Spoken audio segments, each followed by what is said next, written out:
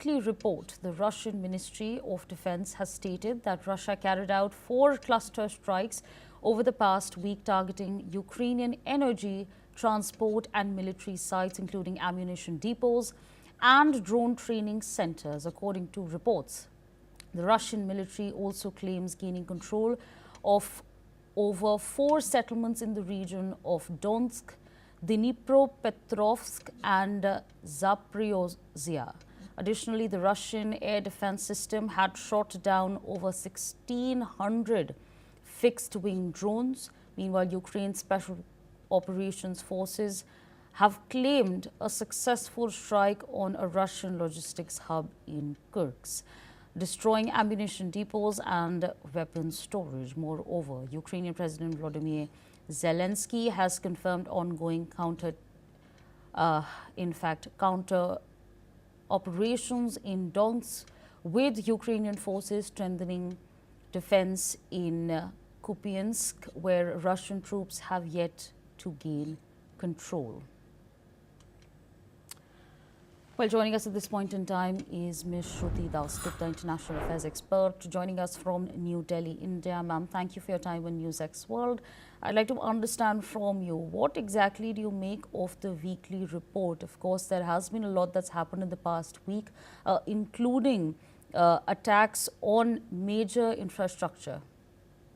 Yes, you're completely right. There have been attacks from both sides of the front on infrastructures, basically targeting energy structures as well as military control zones. So the war continues on well into its 1,300 days, and it feels as if there is not, instead of backing off after every effort by NATO to create pressure points using alleged, as of now unproven, alleged drone incursions into NATO regions of Romania and Poland, and the latest one where they suspected violation of airspace of Estonia. So despite building these pressure points, Russia is continuing forth. It is the Western media tries to portray a particular perspective where they do not talk about how much of Ukrainian efforts have failed. They prefer to show them as the underdog of the fight, where every Russian incursion is repelled, and they are Ukrainians are the victims, as well as the Russians are the aggressors that are losing. But these particular reports that you and your news network are showing an unbiased reporting, where they're saying that Ukraine is getting enough help through NATO. They are getting enough, 1,600 drones incursion strikes towards Russia was set, and most of it was struck down. There will definitely be 1 or 2 that will come through, in fact more than that. And those are the ones that have actually hit on target, which have been confirmed by the Russian sources also, that they have hit Saratov, I believe, which is 600 kilometers inside the oil refinery there. And I think it was hit twice within this week by Ukraine itself. So there is an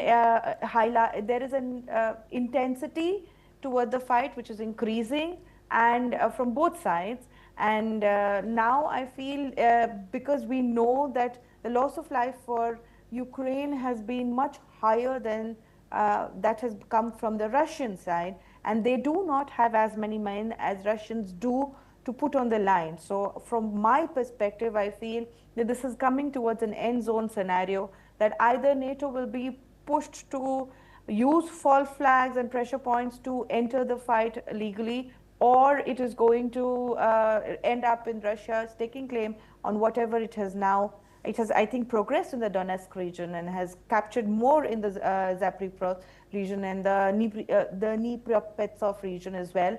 So they are progressing. It's a meat grinder war. They're making slow incursions into the territory that they want to control and hold. So it is either an or situation. Either the war will see NATO, or Russia will take control and call it an even-Stevens scenario.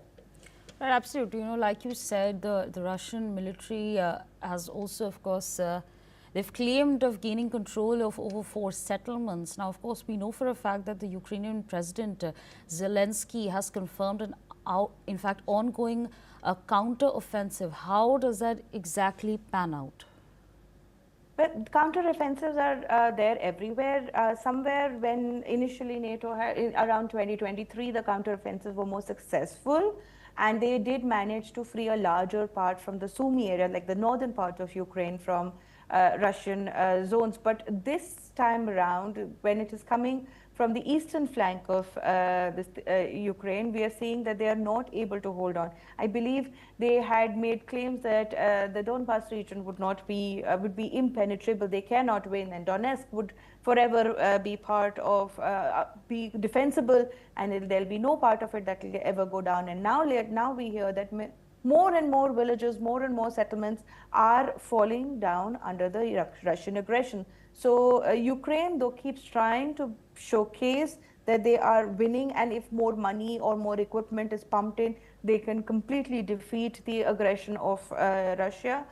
The reports we see show that Russia is not that easily defeated, and they are still winning territory slowly, steadily in the meat grinder war, basically accomplishing their own narrative of ensuring that Crimea then gets connected by the two independent nations of Donetsk and Luhansk that Russia has signed off on.